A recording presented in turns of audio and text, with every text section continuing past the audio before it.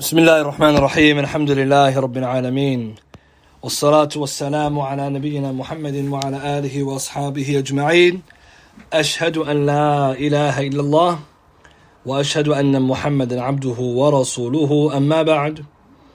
Continuing in our series on the Fiqh of marriage, a concise summary. We stopped last week in 3.5 in the discussion of the marriage meeting, where we spoke about the objectives of such a meeting, i.e. for proposal, what can be seen from the spouse, the objectives of such a meeting, and also things like offering gifts, etc. So we'll continue on this point about the fiqh related to the proposal until we finish, inshallah, this process. So here, we need to now move to 3.5 and talk about what is the ruling on having an actual marriage meeting. Yani, sitting together with the potential, means the male and the female, the suitor and the one sat, i.e. the man and the woman, sitting together in the presence of the mahram and speaking. What is the ruling on such a gathering? And this is something which we have to understand from the beginning, before we get into some of the rules, or more of the rules. And this is because some of the ulama, interestingly, they held the view that there is no such thing as a marriage meeting. Yani it's only seeing. That's all that the Sharia permitted. So some of the scholars, not all of them, but some of them, they mention that the idea of meeting and speaking and talking with the potential husband or wife, the suitor and the woman, this in reality isn't something which is legislated or is known or is clear on what's intended.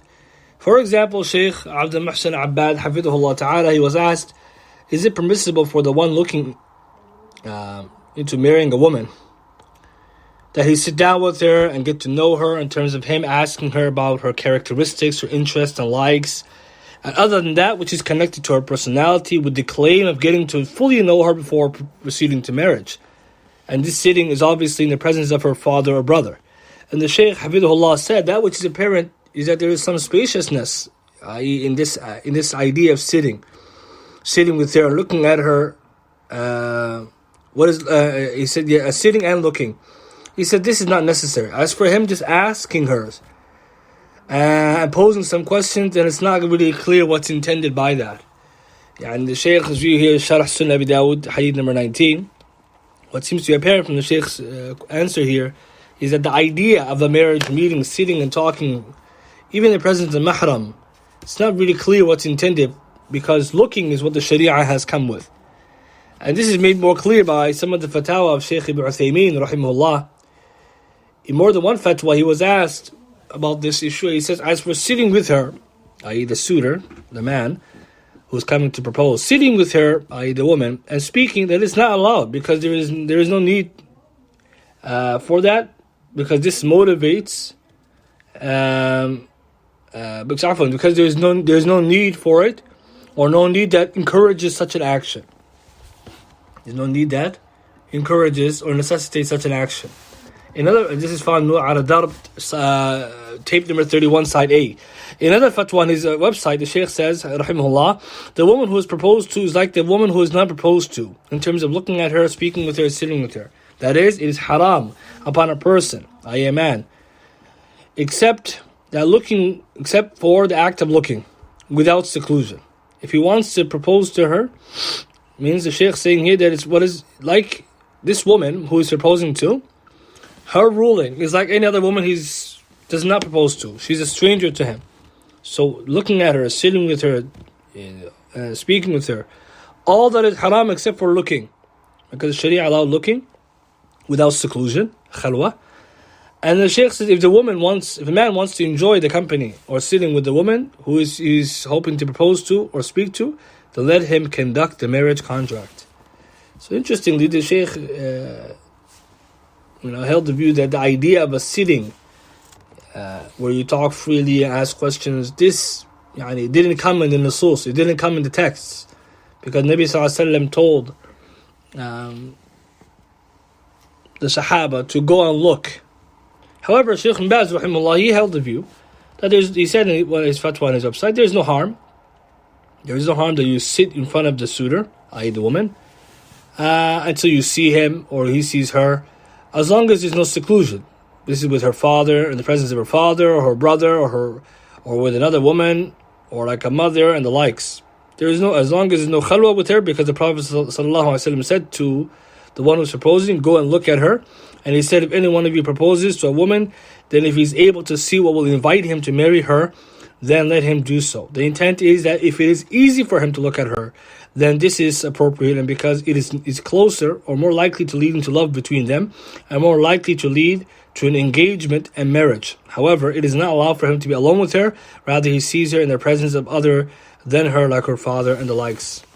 So from this, wallahu ta'ala alam, becomes clear that if the person, the man, coming to the house or the gathering or wherever they're going to meet, provided the mahram is there, and he's going to, with the intention of seeing her, and then asking some questions, i.e. to find out more about her deen, her khuluq, and etc., then inshallah there's no harm in that based on the fatwa of the shaykh. And this is because in reality, this kind of gathering, of seeing and sitting and speaking, they all come together. They all come together, and the reality is that if it's done without excess, inshallah, is not prohibited. Right? Because the scholars allow that a man and woman speak for the purpose of the marriage and to find out some details about one another before proceeding. So, but just to mention that point, that some of the scholars, they held the view that it's not necessary. And this probably is in light of the practices nowadays where people have gone to extreme lengths of just freely sitting together under the pretext of marriage, and there's no hudud wala quyud, no restrictions and no foundation, barriers, just sitting and talking freely, and we'll get to that in a minute. طيب, so if the marriage meeting is permissible, point number, so this will be 3.6 now. Who needs to be part of this meeting, right, in order for it to be done? Because once we understand that inshallah it is permissible to have one with conditions, who is part of this meeting? And this is important because at the end of the day you have to know who's participating, and obviously who's participating and what's the conditions. Now, so first we need to know there are three major parties that are needed. Number one, the man who's proposing, so the suitor. Number two, the woman who's been proposed to, the makhtuba, so the khatib, the one who's proposing. The makhtuba, the one who has been proposed for or to, so the woman. And thirdly, the wali. Right, the wali here is the guardian, or it could be a mahram. Right, in the case the wali is not present, but a mahram is there, like her brother, or her uncle and the likes. The ulama usually, when they mention the term mahram and wali, they're talking about the males in the family because they're the ones who take the maqam, the position of a wali. In terms of female maharim, the female relatives, like her sister and likes, then if they sit, then the idea of khalwa can be removed. But the idea is they're not responsible for the marrying off of her, so they're not the ones who should be or not necessary, I should say, in the meeting, in the way that the wali is, because his job is to vet this man and to ask questions and to be there to protect the interests, as we mentioned the hikmah behind the wali before. And also, this is why the wali is important as a necessity for the marriage. However, so these three are there. Suitor is needed, right? The man, the woman, and the wali. However, it is not allowed for them, i.e. the suitor and the woman, the man and the woman, to be secluded, to have khalwa. And this is because Rasul sallallahu alayhi wasallam prohibited khalwa, and the ahadith have come.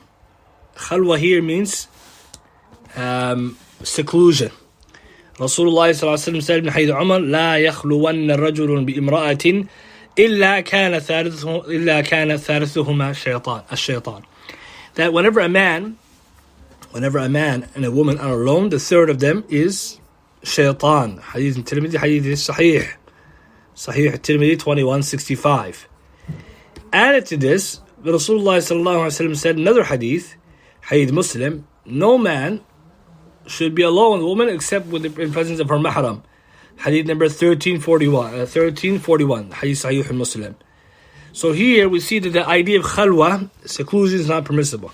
لا يخلون رجل بامرأة إلا ومعها ذو محرم.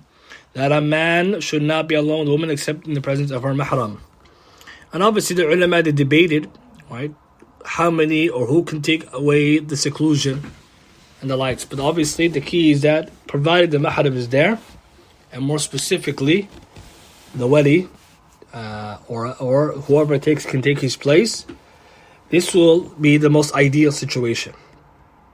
If other members of the family are there, then provided the wali or the guardian or the male who can help with the process is there, then inshallah there is no harm in it. But the idea is no seclusion. It's very important. Islam is not allowed even in the pretext, even in the context of a marriage contract. Khalwa is haram. It's haram to have khalwa, seclusion. Now the scholars, they discuss, and the question should come up, what exactly constitutes khalwa? What exactly constitutes khalwa? What does it mean to be in seclusion? And this is something that people ask. What is khalwa? Does it mean that no one can see them? Does it mean that no one can hear them? Does it mean that you can see and hear them? Does it mean, for example, they're in one part of the house and the wali and the family in another part of the house? Like this, what's the ulama or scholars telling us? So here we need to read first the definition of khalwa. It comes in the al-Mawsu'a al-Fiqhiyya al-Kuwaitiyya, in the Encyclopedia Fiqh, the Kuwaiti Encyclopedia Fiqh. There's a section on khalwa, volume number 19, page 276. Volume 19, page 276. It states, it is not allowed to be secluded with a strange woman, i.e. a man with a woman who, when we say strange, ajnabiyya means a woman who's not his mahram, is not blood relative, or someone who is married to, like a wife, or like is not. So that's what's meant by strange. It is not allowed to be secluded, i.e. for a man to be secluded with a strange woman, even at work. And the intent of seclusion, khalwa, that is prohibited is that a woman is with a man. Now here's the ta'rif, the definition. It is that that a woman is with a man in a place which they are both safe from a third person entering upon them. Okay, so repeat. It's when a man and a woman are in a place in which they are safe from a third party or third person entering upon them. So they're in a place where they're alone. And they're in a place where they're safe, such that they know another person is not going to enter upon them. So they're away from the people. Then they continue, right? The authors and the collectors of the Mawsu'a, the encyclopedia, they continue until they say the following. From what is permissible also is seclusion in the meaning that a man and woman may be alone while still in front of people. That is, that their bodies are not physically screened from the people, but the people cannot listen to their speech. So interestingly, the Mawsu'a says it's mubah, it's permissible, that the man and the woman be in the presence of others, so they can see them, but they can't hear what they're saying. And they bring the proof, Hadith Sahih al-Bukhari, that an Ansari woman, radiyallahu ta'ala anha, came to the Prophet ﷺ and became secluded with him. She became secluded in what? In speech. So she's in front of the people, but she went and she told the Prophet something that other people can't hear. Hafiz ibn Hajar mentions, and the Bukhari has a chapter title, Chapter, What Has Come Regarding a Man Being Alone with a Woman in Front of the People. Then Ibn Hajar says, rahimahullah, commenting, a man should not be secluded from her, such that they are both screened from the people. Screened from the people. Rather, in terms of the people not hearing their speech, if it is something which is feared, others hearing. So he says here, a man should not be secluded from her, such that they are both screened from the people. But it's allowed in terms of people not hearing their speech. And he says why? What's the reasoning? Well, the proof is here, it's hadith. But the reasoning is because there might be fear about what the woman is saying. I.e., it could be something the woman is asking the man which she is shy to mention among the people. So this is the end of the quote. So that's from Fath al-Bari. They cited it from Fath al-Bari. So what do we take from this? We conclude from this quote from Al-Mawsu' al-Fiqhiyya that khalwa is physically being secluded with a strange woman. As for being in the presence of people with a strange woman, but one cannot hear what the two are talking about, it's not technically khalwa according to the above definition. Because khalwa, we said, is for a man and woman to be physically secluded. But if they're present in front of people, but you can't hear what they're saying, it technically is not khalwa. However, is it still halal? That's the question. Now I will offer, inshallah, a nice categorization of this from the Shaykh Abdullah al-Bassam. May Allah have mercy upon him, the student of Shaykh Ibn Uthaymeen, and the author of the excellent explanation of Umdatul Ahkam and Bulugh al-Maram and other books. Allama Bassam, he writes, and he mentions a nice benefit, the khalwa is of two types. So this is important because if we don't know what khalwa is, it could be that that a man and woman who want to get married, they could be doing things which are haram under the pretext of marriage. So it's important to know what khalwa is. Shaykh Bassam, who died 1423 Hijri, Shaykh Abdullah Bassam, he says, rahimahullah, the khalwa is of two types. Number one, khalwa mughallada, which is like mughallada here means heavy, or so a heavy khalwa, or a severe form of seclusion. And this is when a man and a strange woman, or a woman and a strange man, those who are not maharim, are gathered in a place which they are safe from others entering upon them. This is called khalwa mughallada. He calls it the heavier or the more severe type of khalwa. That a man and woman are secluded from the people. Literally, they can't see them and they're safe from the people entering upon them. Number two, khalwa mukhaffafa. Khalwa mukhaffafa is the light khalwa, the light version of seclusion, which a man and a strange woman gather in front of people, such that they are visible, but their speech is not heard. You can see them, but you can't hear them. The Shaykh then finishes after he mentions this. Heavy and light khalwa are means to falling into what is haram, and that means take the rulings of their purposes. We already studied that, alhamdulillah, in Qawaid al-Fiqhiyya. Al-Wasa'il, the means, they have the hukum of what? The maqasid, of the purposes. So now this is important. So he's saying here, the heavy and light khalwa are both means to falling into what is haram. So he's not saying halal, the first one, the second one versus the first one. Both of them are wasa'il to the haram. First one is worse because they're physically, no one can see them, so they can, Allah anything can happen. And if you can't hear them, then it's possible they say things they're not supposed to be saying. He says, however, the situation may differ in accordance to their purpose, circumstances, and state of affairs. There could be times where these things could, like the khalwa, mukhaffafa, can be allowed, like we mentioned the proof above. And the other times, or in the cases that we know, the khalwa al-mughallada is not allowed, illa bi-darura, except by necessity. So for example, the Mawsu'a al-Fiqhiyya, they mentioned that sometimes khalwa can become wajib if it's a necessity. Some severe situation happened, a man won't have to be alone, like life or death or something along those lines. See, it's different. But what's the bottom line, Shaykh Bassam, what he's saying? Khalwa mughallada wa khalwa mukhaffafa. Both of them are means to the haram, therefore it shouldn't be done. And this is taken from his kitab Tawdih al-Ahkam, Sharh Bulugh al-Maram, volume 5, page 600. It's an excellent book. That kitab, one of the excellent books on fiqh by Shaykh Bassam, because he writes contemporary issues and he mentions great benefits. He's a student of Sa'di rahimahullah, a long time student of his. So therefore, from this we conclude that khalwa should be avoided. The man, the wife, the suitor, the khatib and the makhtuba, they should not be in seclusion. They should not be in seclusion, whether they be in a part of the house and the wedding can see them, or they're in front of everybody but they're chit-chatting quietly and no one knows what they're saying. This is not befitting. Especially because the job of the wedding is to have the best interest of the woman, his daughter or whoever he's wali for, and it will not be achieved the purpose if he can't hear what's being said. So this is the more safer, correct way. طيب, so now that we understand this,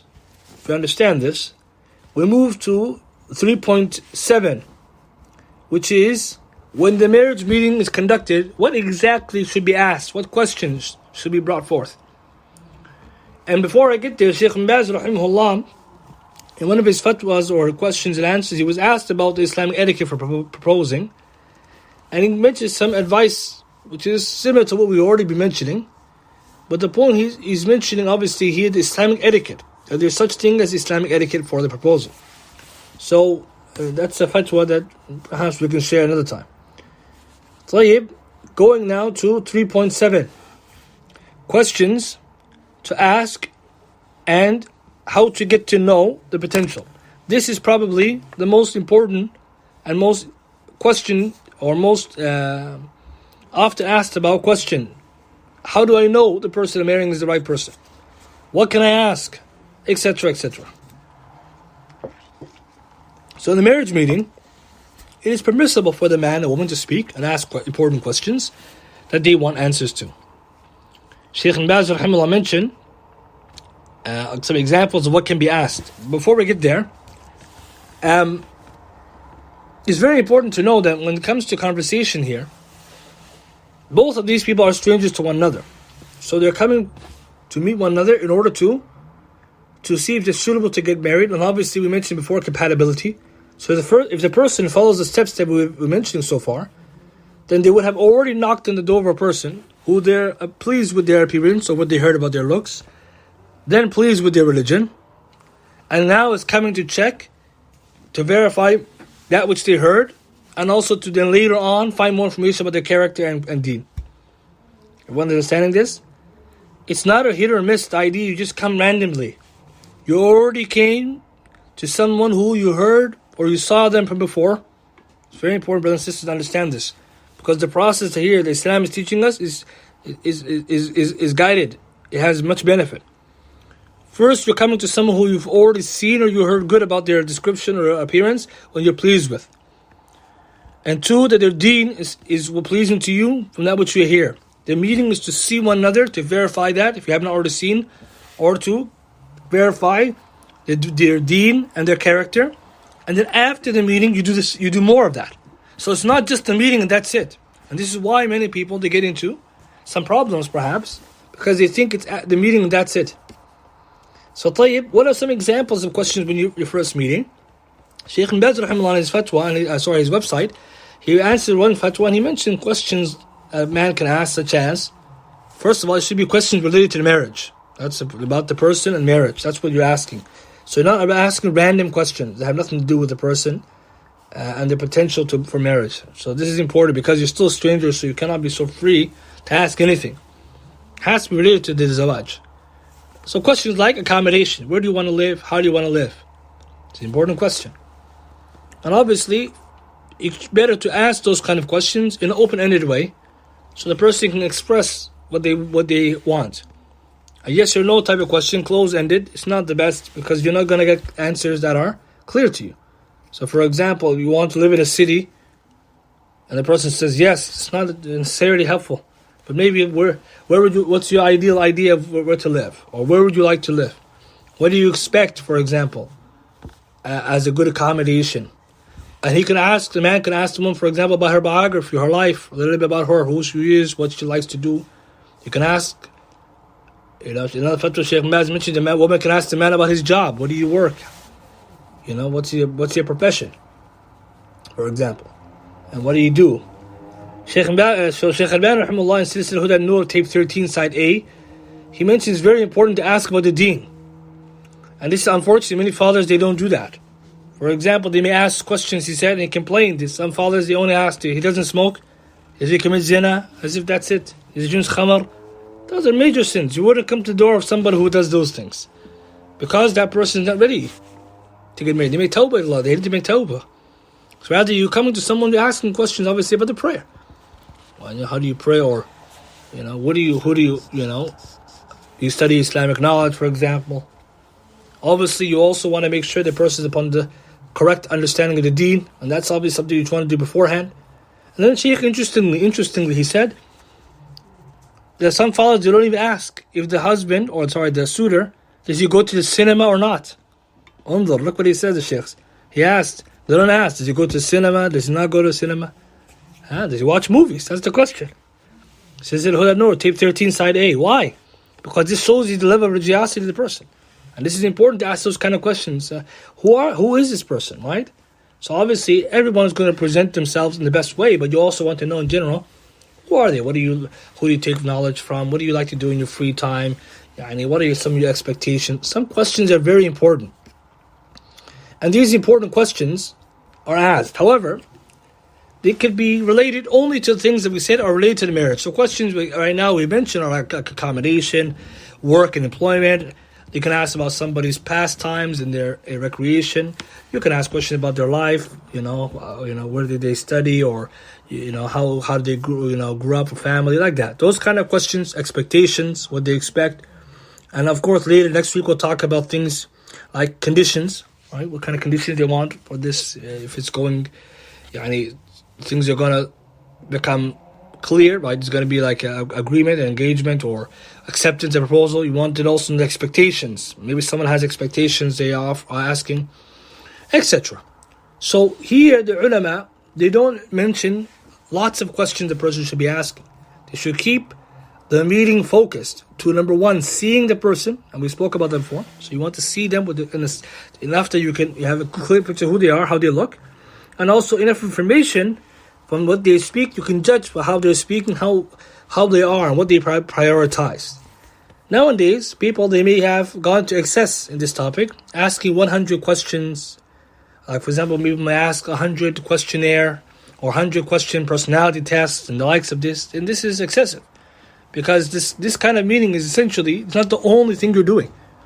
You're going there primarily to follow the Sunnah of Rasul to see, and if you get some clarity, it's in the most important questions. And the deen and khuluq, that's what you're looking for. For example, how do you expect or plan the family to be? For example, what's your ideal understanding of family, etc. Keep it focused.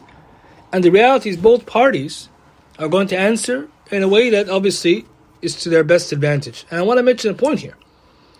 There's no need to be excessive with these questionings. As some of the ulama earlier said, we didn't even feel the need for this. And the reason why is because both parties, as we'll see coming soon, are not mahram. So it's very easy to go from questions to all kind of talk. On top of that, the reality is both parties, they're not going to rely just on what the person said to make the decision. Rather, they're going to do their homework. And this is very important that the person, the man and the woman, both of them do their homework on each other. It's not sufficient just to say, well, they gave me a very good answer. Everyone's going to say Kitab wa Sunnah. Everyone's going to say good things. They want to look good. They're going to say things that are favorable to them. So in reality, how do you then know the person what they're saying to you is truly reliable information? Like they might tell you, I pray salah in the masjid and I read Quran and I mashallah have a job and everything, and then the person's opposite of what you heard. A'udhu billah. So the question is that the ulama, they offer us other alternatives or the post-meeting. Right? After the meeting, ways to find out more about that person. And this is important because some people think that the meeting is sufficient alone to get everything that you need. It's not going to be. Because, as we'll see, Islamically, because the meeting is a haja, a need, it can only be done to what Islam allowed. You're not allowed to have liberties in that meeting. And maybe I should mention that point first before going to what I wanted to mention. So we'll go to 3.8 for a second and I'll come back to this point.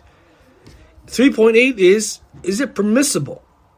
What's the ruling on having repeated sit-downs and marriage meetings and seeing the man and wife, a man and a woman seeing one another? What's the ruling on repeated sit-downs and marriage meetings? Our ulama, they mention that it's only permissible for a man to go and to see the woman again, or a woman to see the man, vice versa, more than once, if there is a need, such as they did not get a good look at that individual in the beginning, the first time. Or in the first meeting, it did not become clear to them the character or the answer the person gave. Maybe it was short. Maybe the person, didn't say much because they were shy. So the person wants to come again with the permission of the wali and her to go and visit one more time. So making repetitions of this is only allowed for hajj. And this is found in Mughni ibn Qudama, volume 7, page 453, Al-Mughni al-Muhtaj ibn Hajar al-Haytami, volume 3, page 128, and also Al-Mawsu' al-Fiqhiyya Kuwaitiyya, volume 19, page 200 to 201. The reason why the ulama do not allow excessive looking and excessive meeting is because the objective of the first meeting, if it was achieved, and what's the objective again? To see that person, to talk to them about the important questions, and to get a general sense if they have a chemistry or some kind of attraction here. If it's there, khalas, they have what they need. It's not allowed them to do more. And this is important because the ulama, they mention that the man and the woman are strangers to one another. And if they're strangers to one another, it's not allowed to take liberties to sit together freely with strangers and just talking freely. Talking freely and just talking and sitting and enjoying their company. This is a mistake that happens quite often. You might find one person visiting every week, 10 times a month, sometimes months. What's the objective? The person has enough information to make a decision. What is holding them back? And that's why Shaykh Uthaymin held the view, as he said earlier, that if someone already wants to do more sittings, you just do the contract, marry her already. And this is the fatwa of Shaykh bin Baz rahimahullah on his website, official website. And Shaykh Albani rahimahullah also was against excessive looking. And his Silsila Huda Nur, tape number 423. And I already mentioned the earlier sources from the different madhabs. And what's the logic behind this? It's important. Why did the ulama caution against excessive sit-downs and looking? Making nadar, looking at the strange woman or the woman looking at a strange man, this nadar is for a hajj. So because it's haram to look at an opposite gender except for a need, in this case this need, we have to lower our gaze. The need was to find out if this person is suitable, compatible for marriage. Once the need is no longer there, the hukum goes back to the original ruling. That concession is gone and goes back to the original ruling of tahrim. Second, Shaykh Al-Albani mentions to the questioner, in usul of fiqh we learn a principle, al-amr, a command. We know when there's a command, yufid al-wujub. It benefits us with obligation. However, when a benefit, it's very important in usul of fiqh, if Allah commands you something, does it necessitate repetition or only to do it once? The questioner said only once. Because we know in Islam when there's a command, it only means do the action. It doesn't say do it once, twice, thrice, unless the legislation says so. It's usul al-fiqh. So here we take a benefit. If Allah said make hajj, وَلِلَّهِ عَلَى النَّاسِ حِجُّ الْبَيْتِ, upon the people is for them to make hajj to Allah, Kaaba, etc. That's one time in your life. The hadith, the Sahabi asked the question, and Rasulullah said, only once. But just the order itself, the command means once. It doesn't mean do hajj 10 times, just once. That's what's must. Beyond that, it's different. Same thing here. If there's a command to look, you only look. That's it. Once you finish looking, you're done. So the idea of looking again and again and again for no reason, sitting again and again without reason, is not allowed. And the reason why is that person is doing this extra sitting and looking for enjoyment. And this is not allowed.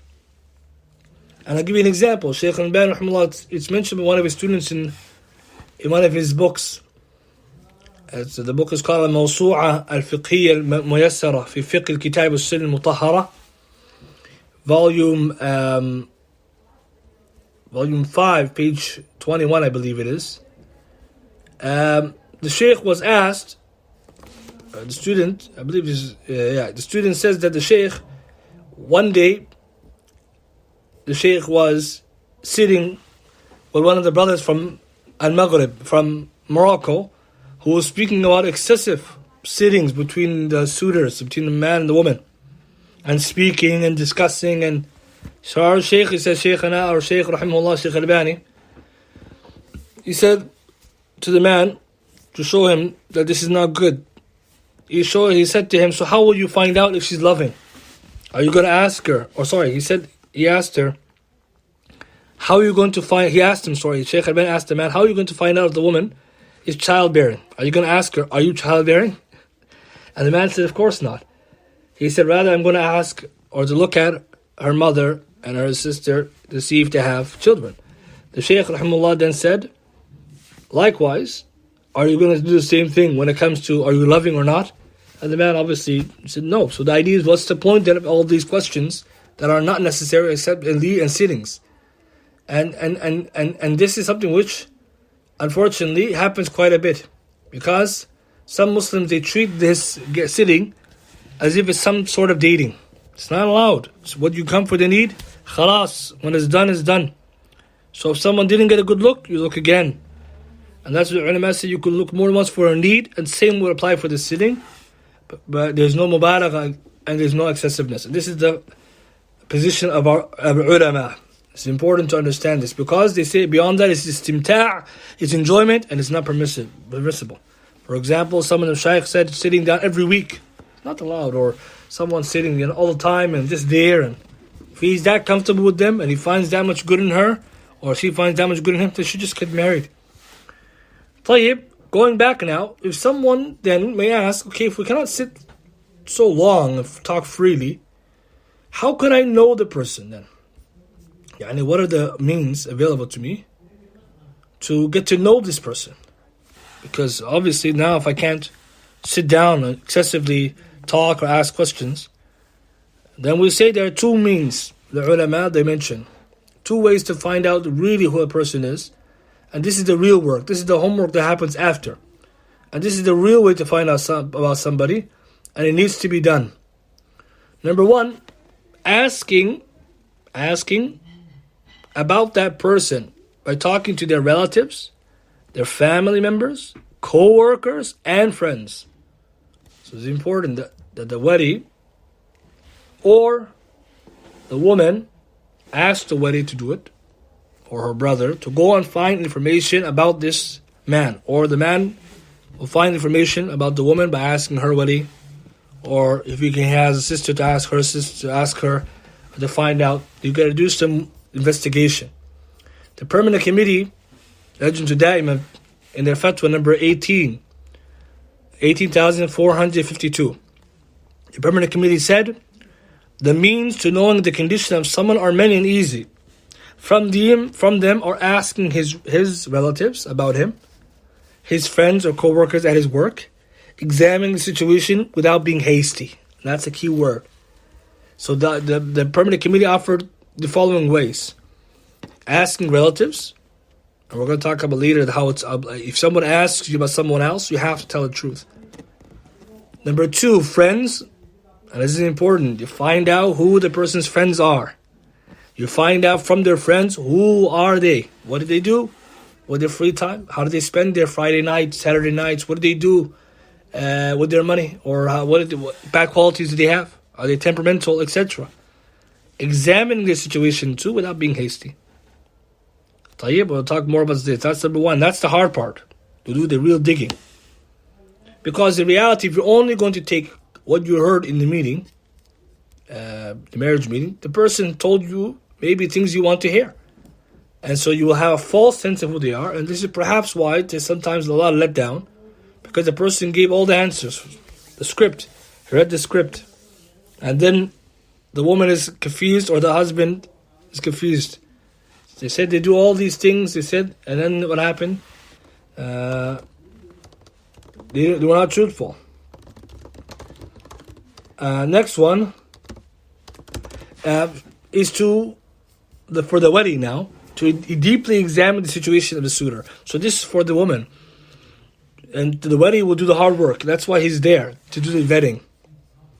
So Shaykh Al-Uthaymin mentions beautifully Fatawa Nuh al-Darb. He said, so like this, I view that it's obligatory to be eager in the search. An obligation which is emphasized.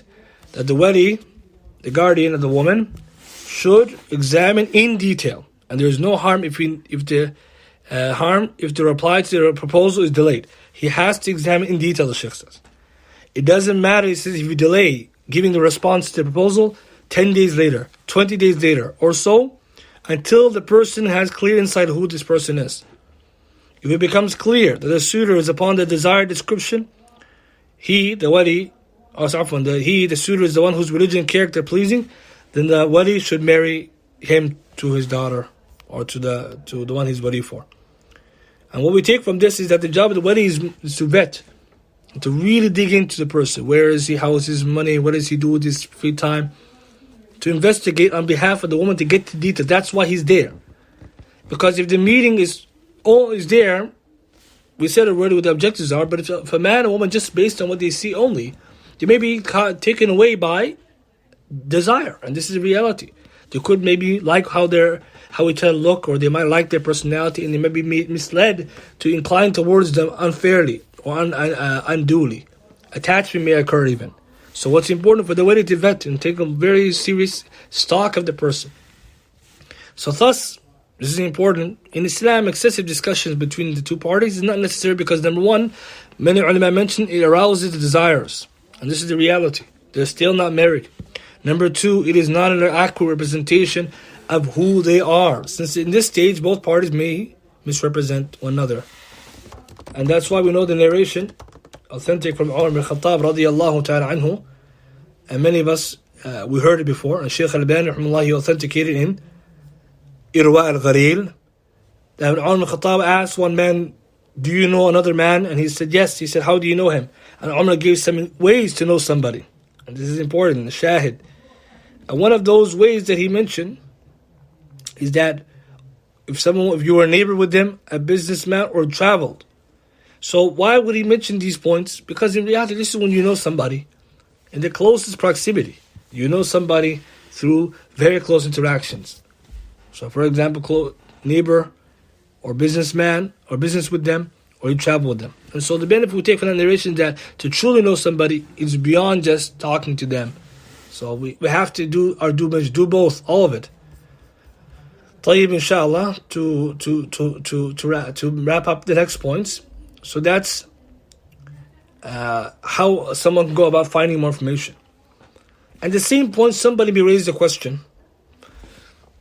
And this is the point that we mentioned some classes ago. This method, the Islamic method of getting married, does it truly lead to successful marriages? And the answer is yes. Somebody might doubt this, and this is important to respond to such a doubt, and say that this is too informal or too formal of a process. You can't really get to know the person. Because the non-Muslims, they do a lot of dating and getting to know one another and even moving in together and all these things before they get married. So they have better representation of themselves or who they're getting married to. This is what people think. And that led to some Muslims to do dating, what they call halal dating, which doesn't exist in Islam. The problem is that there's studies on either side that show that getting to know someone or living extensively with somebody can either strengthen a marriage or divorce. There's studies that mention both. So as Muslims, how do we respond to this? Because somebody will say, well, it's a reasonable way to get to know. I have to know someone for a while. And the mushkila is that it doesn't really, like as you said, give you a true representation of the person. Because after you get married, you truly find out who they were. All this flattery and good manners and stuff will go away. You'll see the person for who they are. So Islamically, you respond to them by saying, number one, Nabi sallallahu alayhi wasallam, when he told us to see the woman, or a woman seeing the man, this actually leads a person to compatibility and marriage. I remind everybody that Hadith Anas ibn Malik, when Mughir ibn Shu'bah went to look at the woman, radiyallahu ta'ala anhu, or radiyallahu ta'ala anha, after he saw her and they got married, because the Rasul said, "Idhab fandur ilayha," go and see her, فَإِنَّهُ أَحْرَى أَنْ يُؤْدَمَ بَيْنَكُمَا, because it is more likely that it will generate love between you two. He says, فَفَعَلَ, I did this. I want everyone to pay attention. He did what Rasul said, not what he didn't say. He didn't do something haram.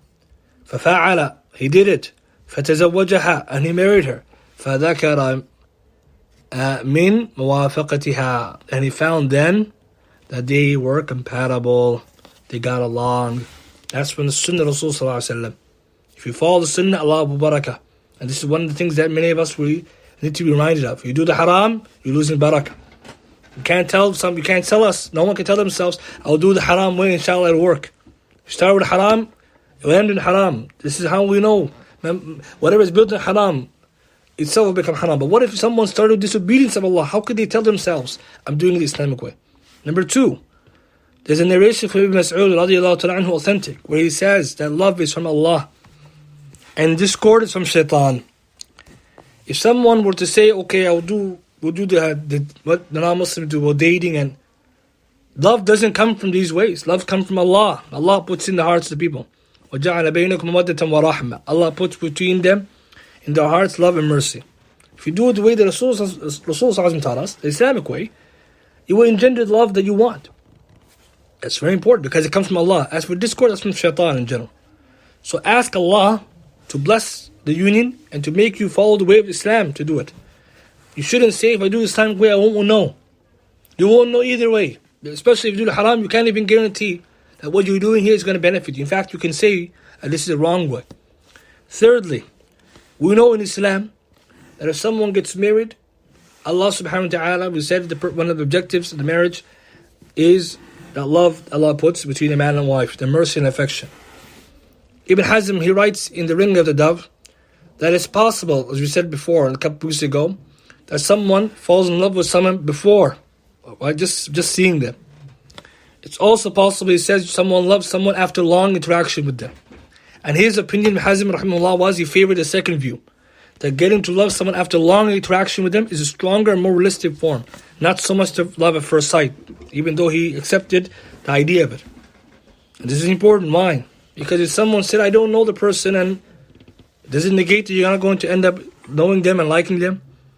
And this is one of the things we have to dispel these ideas from our mind that have been polluted in our Western culture, that's polluted our mind, that we think, I have to know someone, I have to do all the haram before.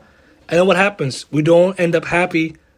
But if Nabi Sallallahu Alaihi Wasallam told us, and there's a hadith, we'll cite the full one later, that the sign of a blessed marriage is easy khitbah, the easy, smooth khitbah, smooth process, smooth proposal, a smooth process and procedure. So if someone wants to find out if they're in the right direction, that's one of them. And I'm going to mention a few points left in today's lesson, which is 3.9. What do you do after proposal? So after proposal, you don't make a decision yet. That's number one. You don't. You have to wait. Take your time. So a woman doesn't haste. A man doesn't haste. And we said, the hadith you cited a second ago, I believe it's in Muslim, Ahmed and others, I've got to find the original text, that a sign of a good marriage, or a sign of a good proposal, is that it's easy. It's very important. It's a sign of a good woman, especially for the man. He can look, and also it's something that's easy. Allah made it easy for them. So that's something good. But what should you do when the proposal is done and the marriage meeting has ended? Now it's time for the woman to pray istikhara, and also the man can pray istikhara as well. And this is proven by the hadith Sahih Muslim, hadith number 1428. On the authority of Anas ibn Malik radiyallahu ta'ala anhu, that when the iddah of Zaynab radiyallahu ta'ala anha ended, Allah's Messenger sallallahu alaihi wasallam told Zayd to mention him to her. So Zayd went on until he came to her, and she was fermenting some flour. Right? She was preparing some flour. And Zayd said, I saw her and I felt in my heart an idea of greatness, so much so that I could not see towards her. By the simple fact that I knew Allah's Messenger ﷺ had made mention of her. SubhanAllah, he had so much haya of her, out of love for Rasul ﷺ, that Rasul mentioned her, he felt so shy, I couldn't even look at her, he said, because Rasul didn't want to marry her. Look at the Sahaba, how much haya, how much love they have for Rasul ﷺ. So he said, I turned my back towards her, and I turned upon my heels, and I said, Zaynab, Allah's Messenger ﷺ has sent me with a message to you. She said, I do not do anything until I solicit or I speak or consult my Lord. So she stood at her place and she worshipped. Allah Mubarak. Look at the religiosity of the mother of the believers. Radiyallahu ta'ala anha. That's Zainab radiallahu ta'ala. Look at this. As soon as she got this, she told him, I'm not going to respond until first I consult my Lord. Subhanallah. ما أنا بصانعة شيئا حتى أوامر ربي. فقامت إلى مسجدها. She stood in her place where she usually prays, and she prayed until the end of the narration. Hadith Sahih Muslim. From this hadith, the benefit, Imam An-Nasa'i, rahimahullah, in his Sunan, he writes, chapter, a woman doing istikhara if she receives a proposal of marriage. So there's a benefit for the sisters, and also you can send inshallah for the brothers. And when you receive a proposal, before you accept, you do istikhara. Istikhara. And we'll mention in a minute, istikhara or istishara, which one comes first. But there's a benefit. You don't just answer immediately. You do the istikhara, ask Allah. And Hafiz ibn Hajar writes in Fath al-Bari, volume 10, page 504, that in this hadith, is the recommendation for a woman to pray istikhara and making supplication to Allah when she's proposed to before responding, before she responds. So this is an important step that cannot be missed. Ask Allah to guide you to that which is better. Ask Allah to make it work. Ask Allah to allow you to marry the person who's good for you. Whoever seeks Allah's counsel has always been successful. It's very important these steps be taken into consideration, because we said this is the way a person is going to get married for Allah's sake. واضح? Next, the question comes, al-istishara is consultation. Here, this hadith, we learn that istikhara, seeking Allah's counsel, comes before al-istishara, seeking the counsel of people. When ulama, they differed. Does istikhara come first or istishara? What's istishara? When you ask other people, what do you think? Should I buy this business? Should I go here? Should I marry this person? You ask people. So you ask Allah first or you ask the people? The ulama, they have slight difference. But most of them, or not most, some of them, they say they do istikhara first based on this hadith. Ibn Uthaymeen rahimahullah said, the scholars are different. Does this seeking counsel precede istikhara? Yani istishara? He said no, what's correct is istikhara first. Istikhara proceeds due to the statement of Rasulullah when one of you contemplates entering upon a particular task or endeavor, let them first perform 2 rakats of an optional prayer until the end of the hadith. This is Sharh Riyadh Salihin, volume 1, page 792. Also, our Shaykh Yahya al-Hajuri Habibullah also was asked a question, I believe Kanz al-Thameen, which was asked, istikhara comes first or istishara? And he says, whichever he proceeds with, then there's no harm. However, what is more deserving is to proceed with istikhara. But if someone did istishara first, no problem. For example, they ask their friends, close friends, and family, what do you think? And they give an answer, then they ask Allah to put khair in it and go forward. So very important, istikhara and istishara going. So in this, we'll go with istikhara. We'll go in this order because of the hadith Zainab and also the hadith in Bukhari. After you do istikhara, now you do the istishara.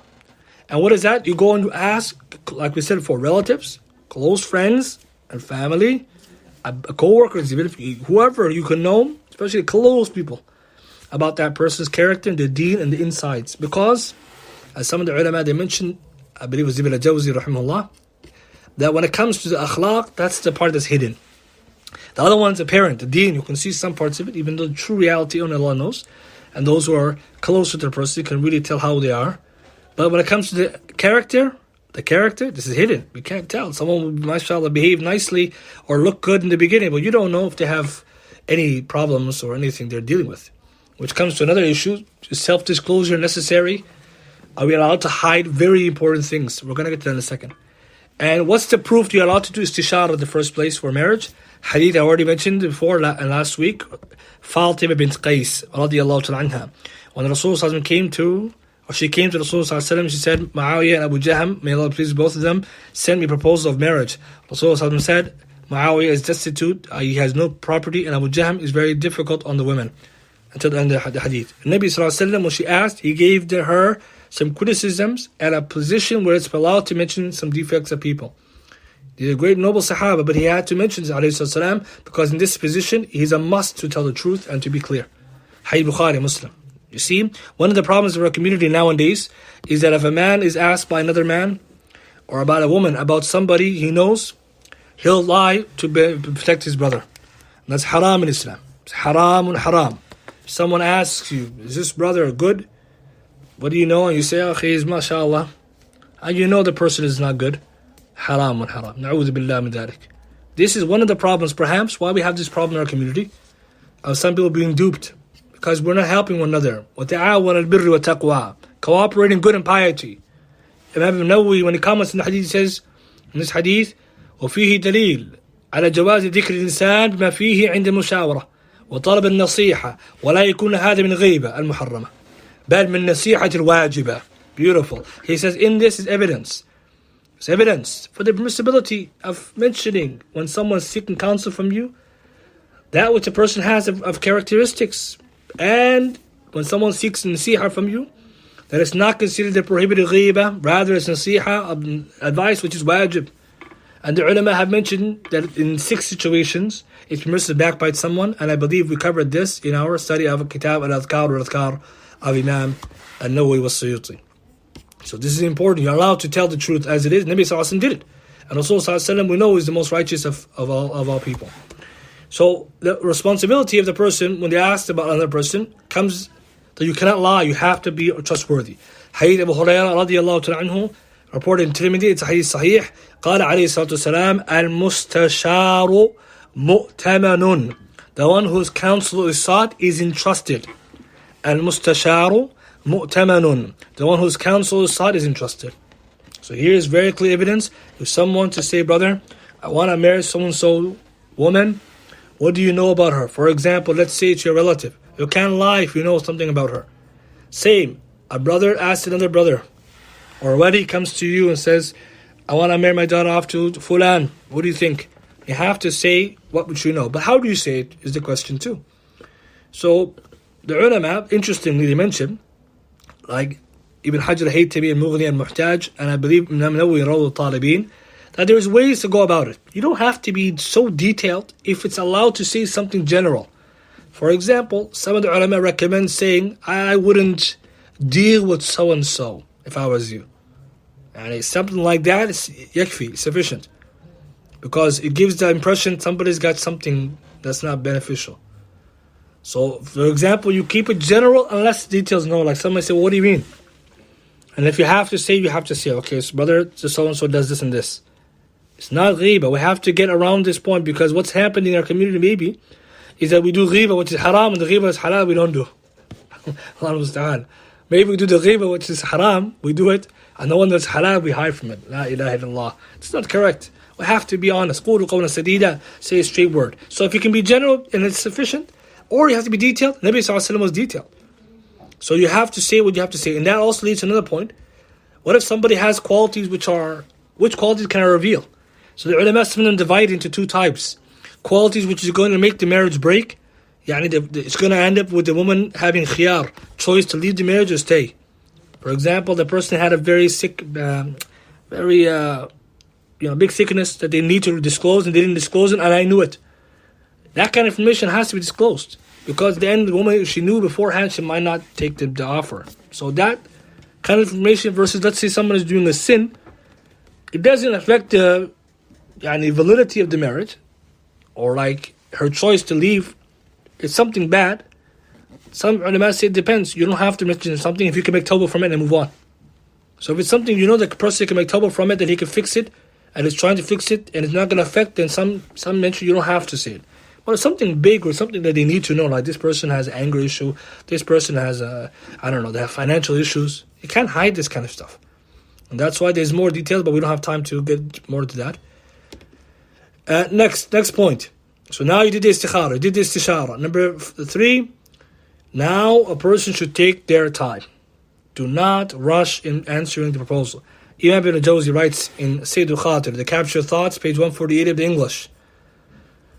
Having said that, it is better if a person can wait for some time before finalizing a marriage. Alright, he writes, it's important. Having said that, it's better if a person can wait for some time before finalizing the marriage. Why? He continues to say, in order to test the longing of his heart for her, if it's a man, because as every intelligent person knows, the self longs, the soul, it longs and yearns for a matter, either because it is untried or because of love. This is important. He wants to check himself. Does he really want to marry this person? How is his heart? So if he says, if it's a latter type, that he finds that he loves this person, or he's attracted to them, to her, he should proceed, so as long as he's sure that his yearning is for her because of love. Usually, this is actually a good human psychological benefit. In human nature, when something is new, it's exciting. It's very important to know this. He said, the heart yearns for something either because it's untried, it's new to us, or because we love it. So in the beginning, you could be like, okay, I'm going to marry her because you're just excited. You're just excited about the idea of it. And later on, you realize, okay, I wasn't. See, this is very important. These advice are golden. These are ulama are telling us this, guys. Today, unfortunately, we don't solicit. Many people don't solicit advice to Ahlul Ilm. And they seek the advice to those people who are not Ahlul Ilm. And then they wonder why things went wrong. Ahlul Ilm, they're not just people who give ahkam. They have beautiful advice from khibra wa ilm. That's the difference. Khibra is its own category, but ilm wa khibra, you can't beat this. So when they tell us things like this is very important, and Shaykh Ibn mentioned the same we said earlier, it takes 20, 10, or 20 days, whatever it may be. Take your time to make sure you're making the right choice. You got to do the homework, and that's important to be not hasty. Al-ajlatu min ash-shaytan al-hadith. Okay, last point, 3.10 for today. And 3.10 now. How to accept or reject. That's the last one. What do you do now if you made a decision? How do you reject? How do you accept? The ulama, they mention that the person, like the woman, or the suitor, doesn't want to marry this person. They made the decision. They say, interestingly, some of the ulama say it's not befitting that he says, I don't want to marry her. Because that's going to hurt her feelings. SubhanAllah, look at Islam, how it considers people's feelings. It's not befitting, they say that I don't want to marry her. Because what is he implying? Something wrong with her looks, maybe, or he doesn't like her deen. It's not befitting. Maybe he would say it and it would take the wrong meaning. So the ulama, they advise many of them, or some of them, not to say anything. The husband or the person keeps quiet, and after a while they get the message, okay, they're not interested because they didn't respond. They'll get back to you if they are interested. Otherwise, they're not. And why the ulama mentions that? Imam Nawawi wrote the Talibin. Why? Because the hadith Sahih ibn Sa'id in Sahih Bukhari, that when a woman came to Rasulullah and proposed herself to him, alayhi Allah's Messenger sallallahu came, or she said, I came to you, O Messenger to offer myself to you in marriage without mahar. Nabi sallallahu looked at her, and he looked at her carefully and fixed his glance on her. And then he lowered his head. When the lady saw, the sahabiya, she saw that he didn't say anything, she sat down. She knew he wasn't interested. What's the benefit from this hadith? Hadith Bukhari. Nabi sallallahu when she came, he looked at her, and he looked at her up and down. And some of the ulama said this is dalil that a person can look at the woman, and it is not restricted to face the hands, as we mentioned before. This is one of the evidence they use. What does the hadith say? Rasulullah saw her when she came. فَسَعَّدَ النَّظَرَ إِلَيْهَا وَسَوَّبَهُ. He looked her up and down, literally. And then after that, he lowered his head. Shaykh Muhammad Admin Thiop in his sharh of An-Nasa'i, Surah An-Nasa'i, he mentions some fawaid from this hadith. And one of those is that he explained why the Nabi Sallallahu Alaihi Wasallam did answer. That's why some scholars say just to keep quiet is the better way. And some of the things that they mentioned was that Rasulullah Sallallahu Alaihi Wasallam, he looked at her because he was interested in marriage, or that she was someone who he found attractive to marry, but because of perhaps the situation, or because he has already enough wives, he didn't get married. And so, I'm just summarizing what the Shaykh said because of the time. He said at the end, he could have also kept quiet out of a lot of haya, because Nabi Sallallahu Alaihi Wasallam had a lot of haya. Right? So at the end, this is what the ulama mentioned. If someone wants to give the answer, reply, they give it in a nice way. Right? You can send the wali or someone to say that they're not interested in a nice way. Or they get the message that she's not interested because she's looking at others to marry. And I like this. But because of the time, inshallah, we'll end with this much. And next week, I'll talk about the next stage after the meeting. If the person does accept, the next part of the process is the mahar, dowry, and the shurut of the nikah. Inshallah, if anyone has any questions, we'll take them now. Otherwise, we'll end with this much.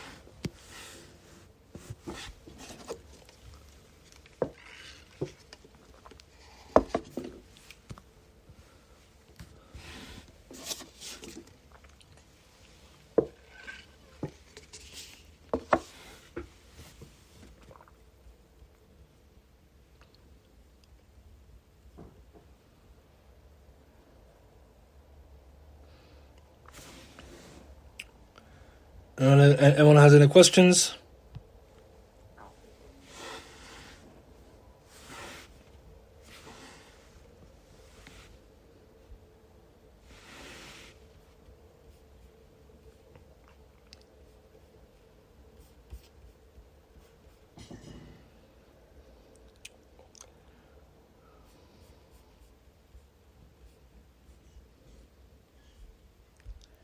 طيب inshallah we'll end with this much then. سبحانك اللهم وبحمدك أشهد أن لا إله إلا أنت أستغفرك وأتوب إليك.